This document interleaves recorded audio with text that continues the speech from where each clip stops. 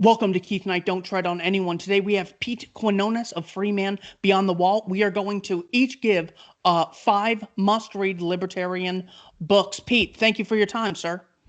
Glad to be back. I always love coming on and talking about books. I did a little differently than you. I may have thrown in a couple books that aren't specifically libertarian, but I think that every libertarian should read. Absolutely. Let's get it started. What is the first book that you recommend every libertarian should read? My first 2 books are going to be on economics, and my first book here is The Seen, the Unseen, and the Unrealized by Professor Per Bieland over at Oklahoma State University, Sweetwater. I know Per, and I think he is probably top 5 economist in the world right now. This book is 168 pages, and if you read this book cover to cover, you will get human action, you'll get man, economy, and state, and you will also get some agorism thrown in there for good measure.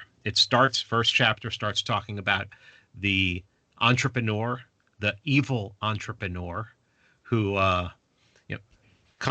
decides upon a product and says, I think the public will need this, sinks all of his resources into it, blood, sweat, and soil, and just goes from there. And that is, if there's one chapter in that whole book that I took the most notes on, it's that one. It's on the entrepreneur.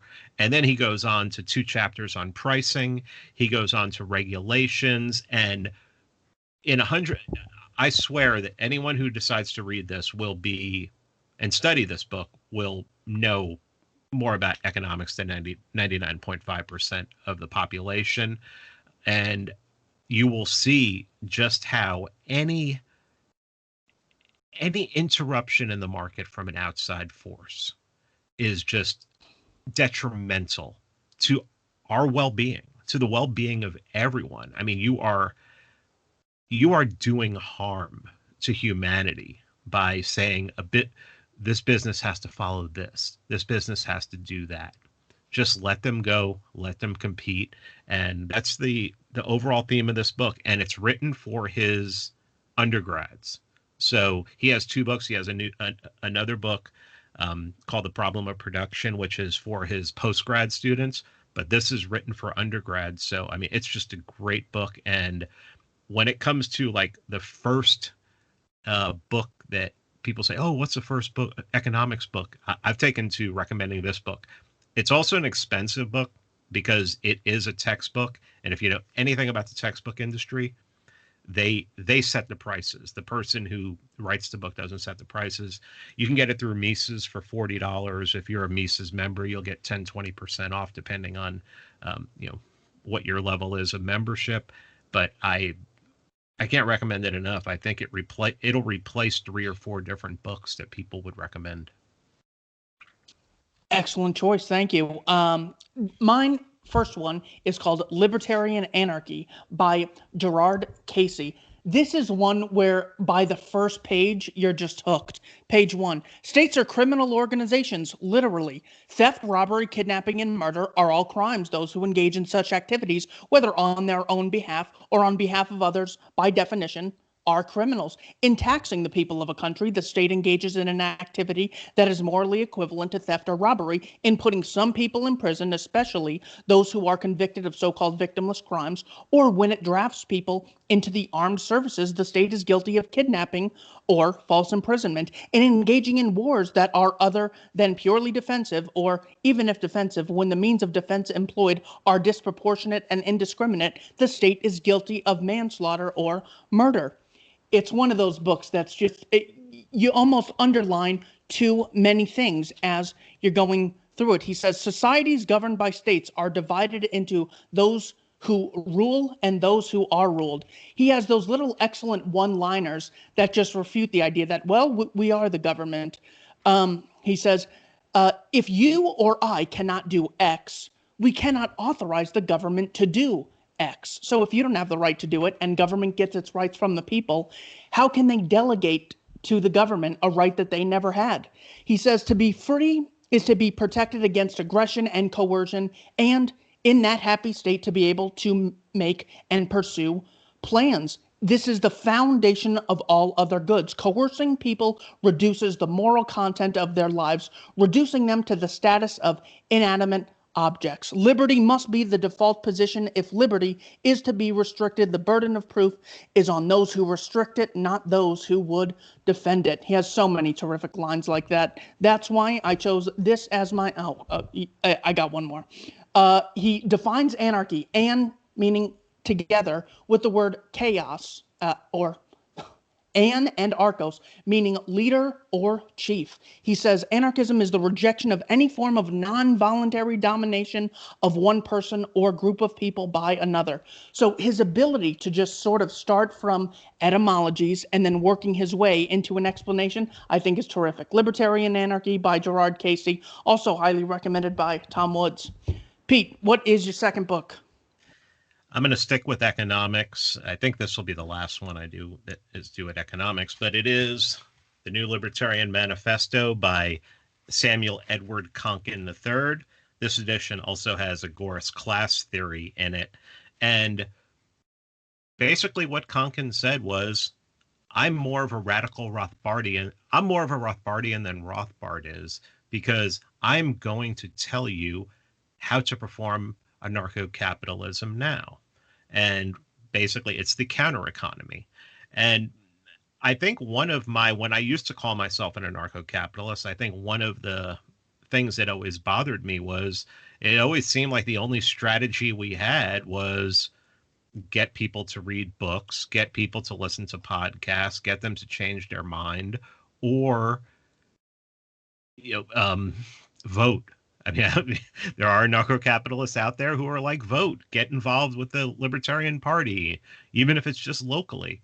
And Konkin lays out a strategy for basically entrepreneurship. Konkin, above all, I would even say worships the entrepreneur, and he sees everybody as being an entrepreneur. But just like Casey, he says people have to understand the state, and he says the state is coercion. And to combat coercion, one must understand it. More importantly, one must understand what one is fighting for as much as what one is fighting against. Blind reaction goes in all directions negative to the source of oppression and disperses opportunity. Pursuit of a common goal focuses the opponents and allows formation of coherent strategy and tactics. And I think that that is one thing that, and I'm going to talk about another book later, that libertarians and caps, whatever, don't have is they don't have a strategy. And I really do not think, I think that they understand the nature of the state when it comes to violence, but I don't think they understand the nature of the state when it comes to politics. And I think most are grossly uninformed as to the power of politics and just how politics can be defeated. And there are very, very few ways that can be formulated to defeat politics. But I think that Konkin, in his writings, New Libertarian Manifesto, Agorist Primer, and the many articles that he wrote over the years in his lifetime, lays out a strategy that can be taken, but few, I think, are willing to do, because I think that they see it as something unseemly, even though agorism is something that pretty much everyone practices, if not on a daily basis, on a weekly or monthly basis. It's just something that is in our blood, and it's something that we love. So, New Libertarian Manifesto, I love the edition with Agorist class theory. I've done an episode on Agorist class theory that Wally Conger put together, and I had Wally Conger on. So if people want to search that out, Wally Conger on Freeman Beyond the Wall podcast, I think Agorist class theory is great because it answers Marx's class theory, and I think it destroys it. But I will also mention that Hans Hermann Hoppe has his own paper about class theory, and I believe that that's worthwhile as well. And I think people, if you read both Konkin and Hoppe's, you can put the two together and really get a good understanding of how Marx was wrong. Well, thank you. My next one is called Political Philosophy: An Introduction by Jason Brennan, professor at Georgetown University. What I like about this book is that he doesn't outright advocate anything. He just starts from ideas that anyone would be able to recognize. So when he talks about government, he says, in general, governments claim the right to do things ordinary people may not do. What, if anything, justifies that? Now, just right off the bat, you're able to define government in real terms, not any of this. Government is us or a way of structuring people, because if it applies to your local supermarket, it's not government. So it's not us getting together. It's not people cooperating. It's not rules, like there's rules in my house and rules at my work. So the fact that he's just able to pin down what it is, not even advocate anything, he just pins down what it is. He says, note that when you say you have a right to do something, this does not entail that it's right for you to do it. It means others should not stop you from doing it. Saying, referring to Robert Nozick, rights are side constraints. They tell us what we can't do. He says government, a subset of society that claims a monopoly over certain people in a geographical area on the legitimate use of coercion and has coercive power sufficient to maintain that monopoly. Governments claim a monopoly to create and impose rules, and they also assert that citizens have a moral duty to abide by these rules. He then goes on to discuss what I think is really important in his social contract chapter. About here are the 7 things that differentiate something that's consensual versus something that is coercive. Once you recognize those and apply them to the state, you realize there is no intellectual defense from the state, and you don't even have to reference all the libertarians that we so often do. He makes a great point like this: monopolies are generally bad.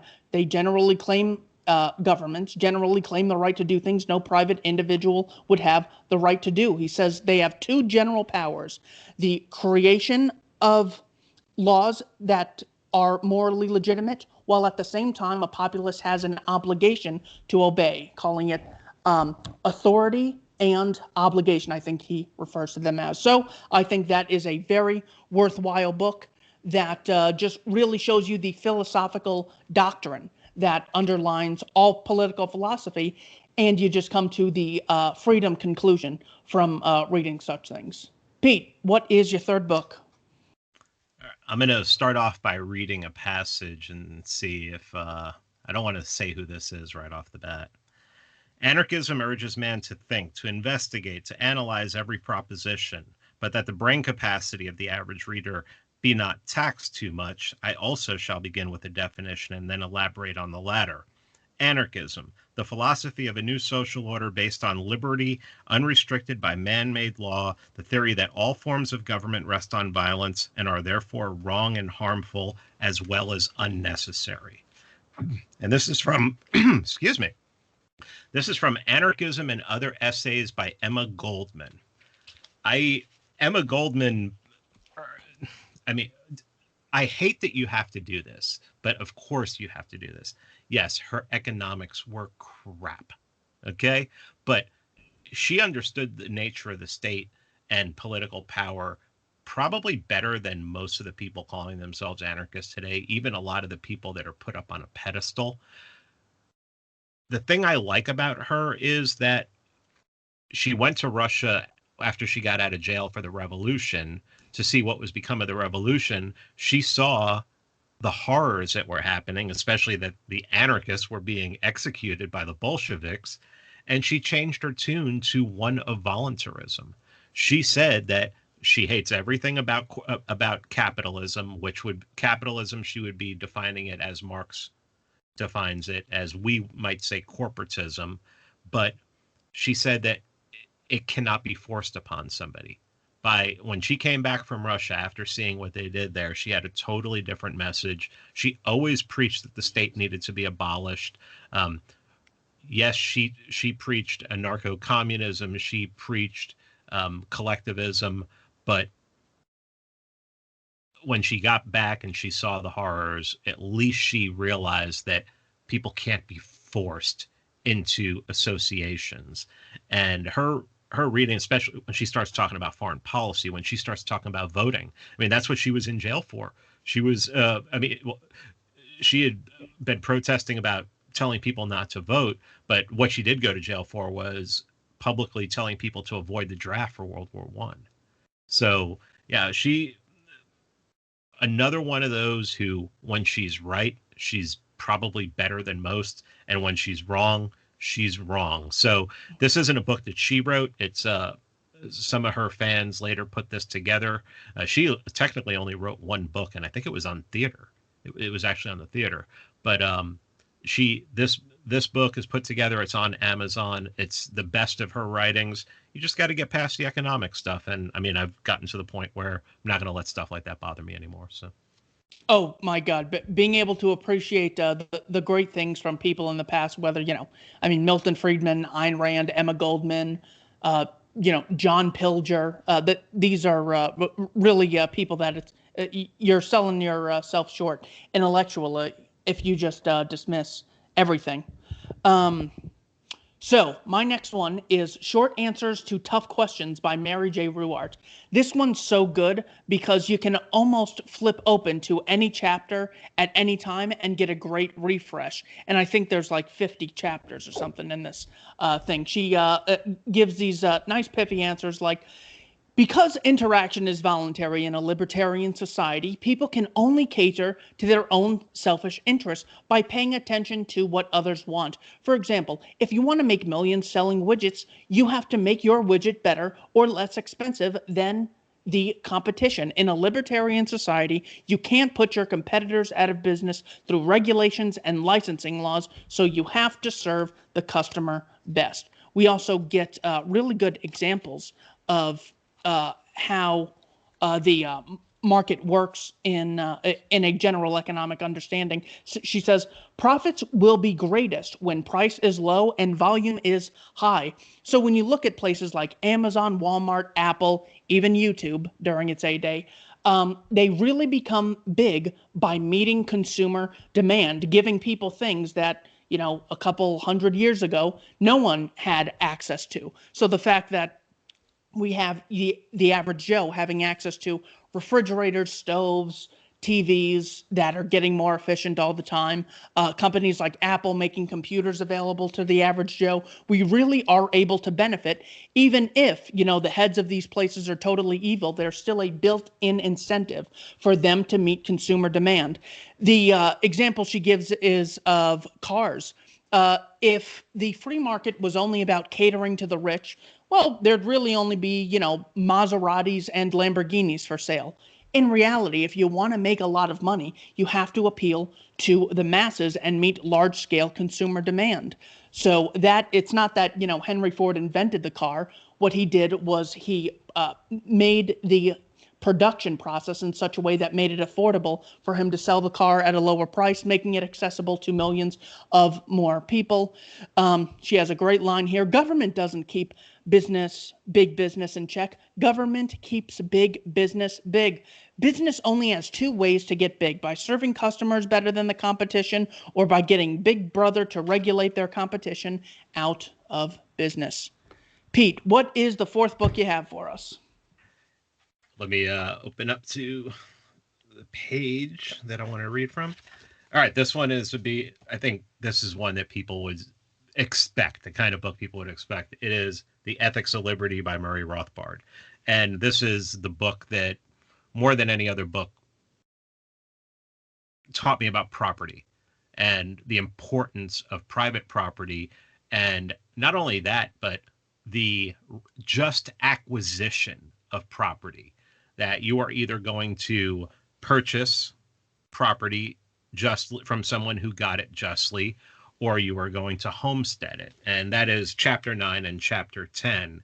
And just to give an idea of chapter 9, starts off, we may define anyone who aggresses against the person or other produced property of another as a criminal. A criminal is anyone who initiates violence against another man and his property, anyone who uses the coercive political means for the acquisitions of goods and services. So in the first paragraph of chapter 9 on property, Murray Rothbard he tells you in one paragraph that, yeah, there are thieves that'll just knock you over the head and take what you got.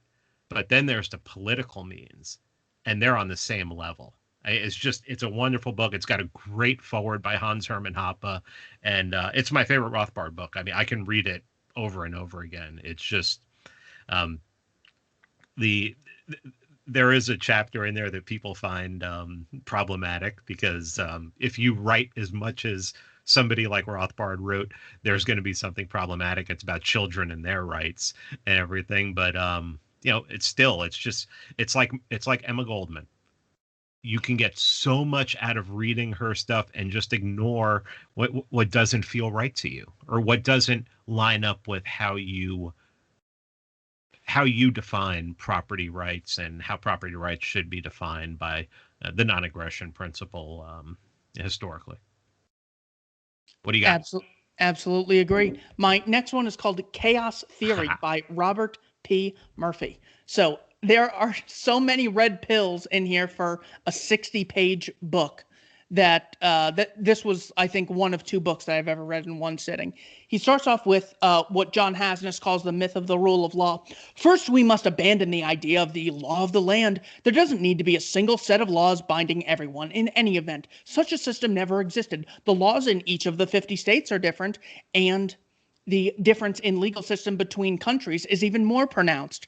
Yet we're able to travel between states without everyone getting murdered or not knowing what to do. Quick, I got to read the California laws before I go over there. He makes an excellent point about combat being risky and costly. Disputes between possible enforcement agencies would lead to combat, even though this happens between governments all the time.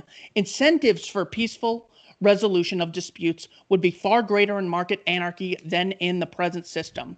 So people then say, well, there's the government, but then there's also the mafia. So, public and private, you both have your shortcomings. He says, we're not even going to concede that. He says, but even this concedes too much, for the mob derives its strength from government and not the free market. All of the business traditionally associated with organized crime, gambling, prostitution, loan sharking, drug dealing, are prohibited or heavily regulated by the state. In market anarchy, true professionals would drive out such unscrupulous competitors. Just as there's no Al Capone today killing people over moonshine and alcohol trades, there would be virtually none in the absence of a state's drug war. What I also like is how he gets you into the mindset of how to approach the ideas of statism with one-liners like this. Competition between firms would provide true checks and balances. So what he's getting at here is in this second part of the first chapter, he says, voluntarily funded competition is pretty much always superior when you're dealing with anything moral than a coercively funded monopoly.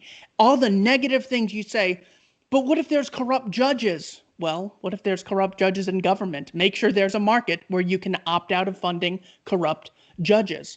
So it's just this ability to take the criticism of the market and say, that's a valid criticism. There might be, security firms that, the employees are just lazy and don't protect you. That's why you need the ability to fire them.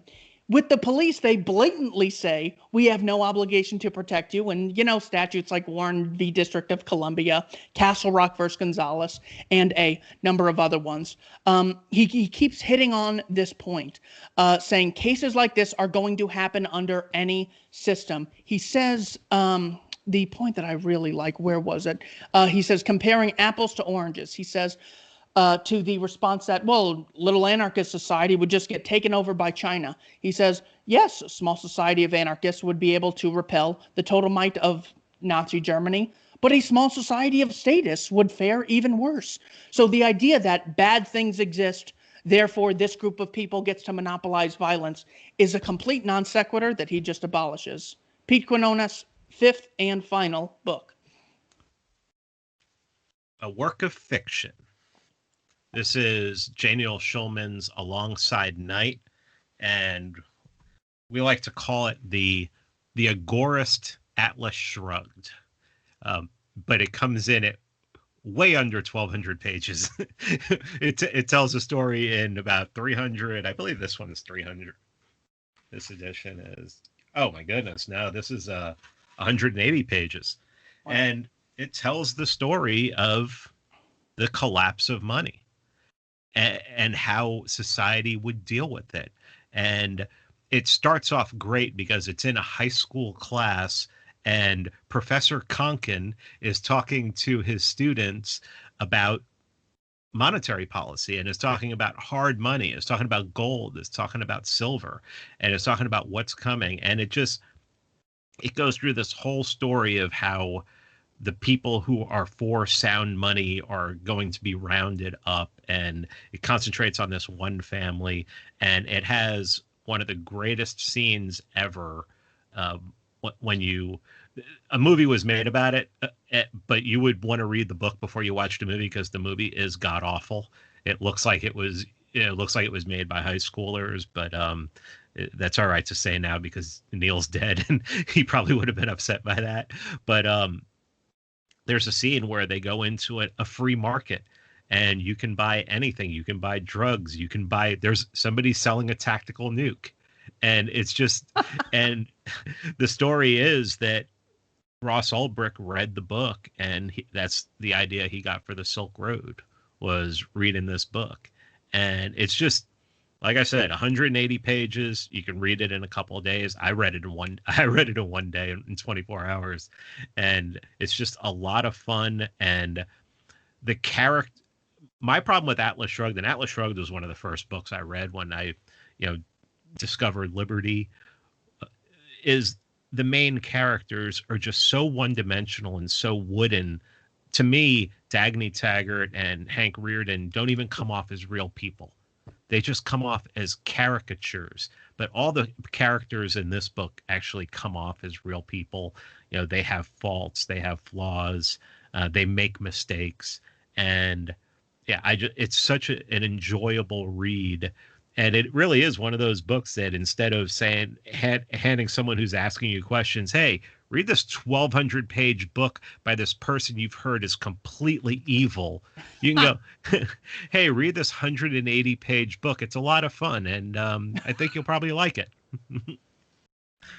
My final book is Anatomy of the State by Murray Rothbard. I know it's so predictable, but it's so good, with lines like, "The state is that organization in society which attempts to maintain a monopoly of the use of force and violence in a given territorial area. In particular, it is the only organization in society that obtains its revenue not by voluntary contribution or payment for services rendered, but by coercion."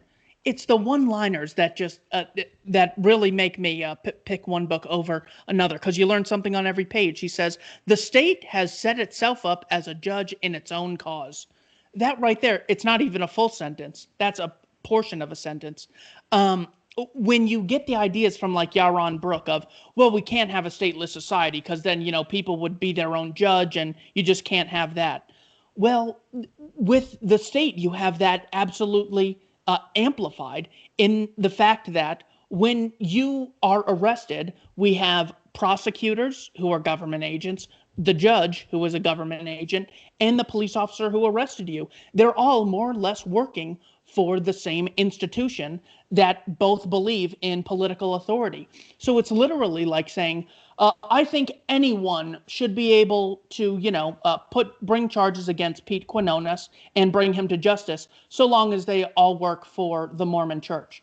Well, that's even though they might be different amongst each other, which I'm sure they are, they all have the same general allegiance to this institution or this organization. He says, just as you have the right of nullification of a state, we should have nullification among individuals. Just as you have to be able to leave your company or your group, you have to be able to say no to the state and exclude yourself, advocating nullification. Finally, he says, just as two basic mutually exclusive interrelations between men are peaceful cooperation or coercive exploitation, production or predation, so the history of mankind, particularly its economic history, may be considered as a contest between these two principles, giving us a principal difference between the state and society. Pete, final notes or ideas, maybe other book recommendations or ideas on your own books or any of the ones I mentioned. Oh, we got a couple more minutes. You want to pick another book off the top of your head? Well, please list another one for us. This is one that I've read a couple times in the last couple months. This is State and Revolution by Vladimir Lenin. And it is, if you really want to understand communism, especially from the point of view of Marx and Engels and how the Bolsheviks, how Lenin and Stalin and even Trotsky, although Trotsky was more of a internationalist, Lenin was more of a let's keep this here in Russia kind of guy. By reading this book, which is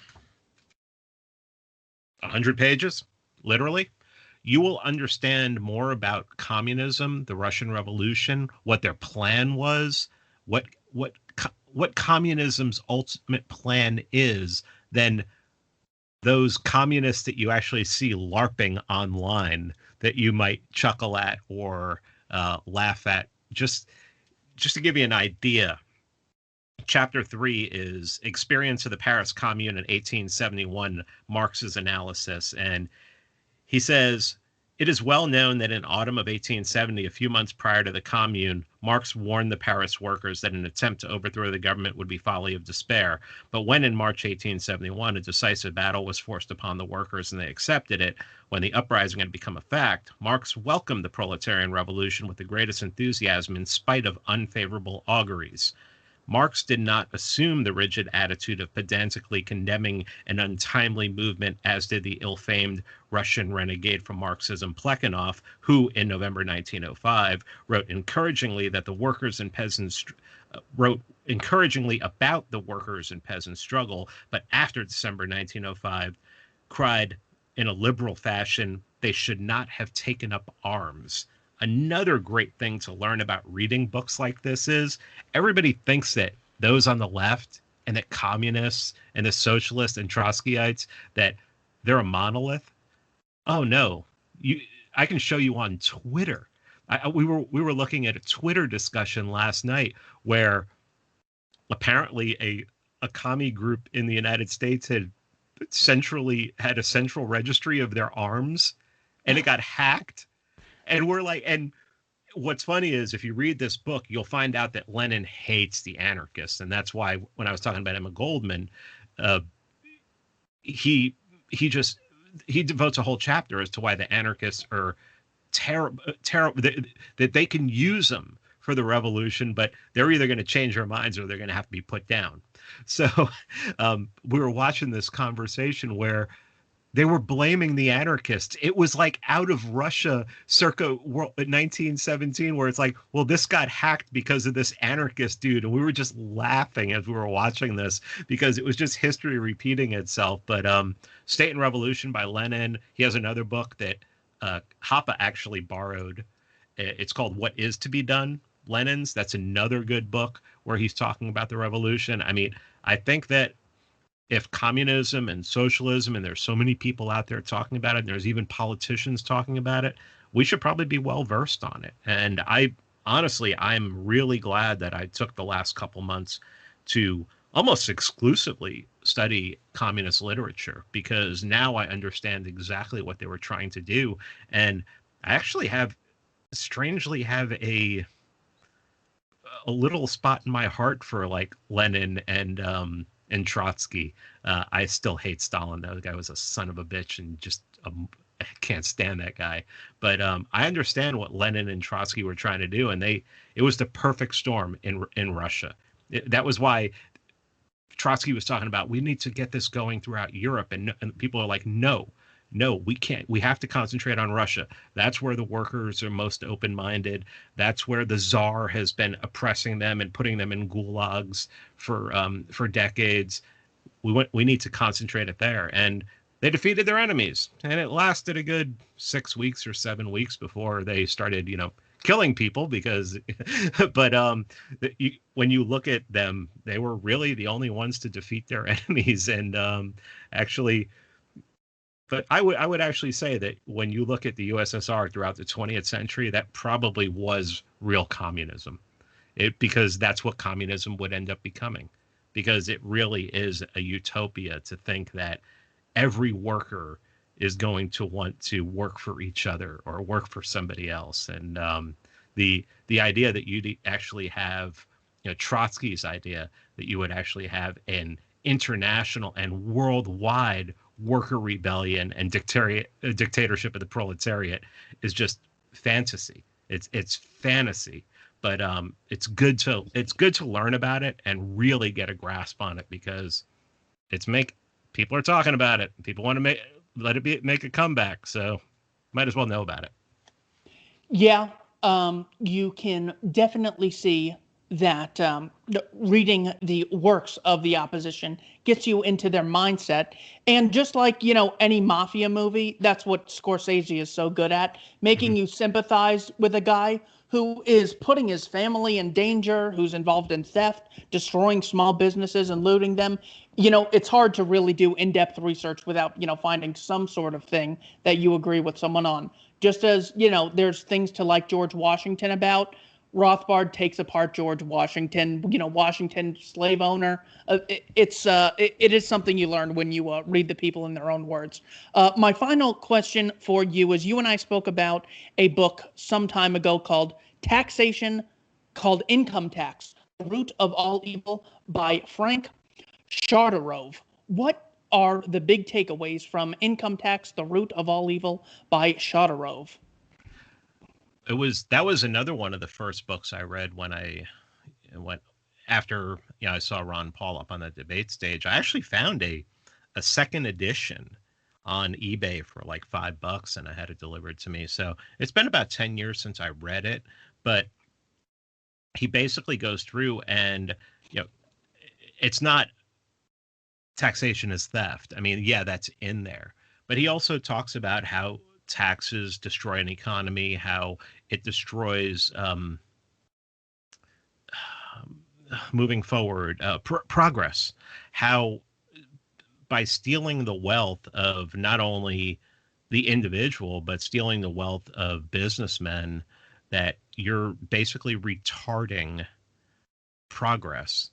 And also how it is a means of control. So I don't think Chodorov was an anarchist. I think he was one of the old right guys, but he can make the argument for, just like I think that what's his name, Our Enemy the State, Albert J. Nock. Yeah, I don't think Albert J. Nock was an anarchist either, but it was. You can read a book like that. You can read a book like The Income Tax, The Root of All Evil, and really get a lot out of it, and see how, and also to see that the taxation of theft isn't a new idea, that somebody was writing about this, 70 years ago and was making compelling arguments, and he made all the arguments we're already making today. There's really nothing new under the sun. Never is, unfortunately. Pete, thank you for your time. Everyone definitely check out Free Man Beyond the Wall. Link in the description. Take care, Pete. Thanks, Keith.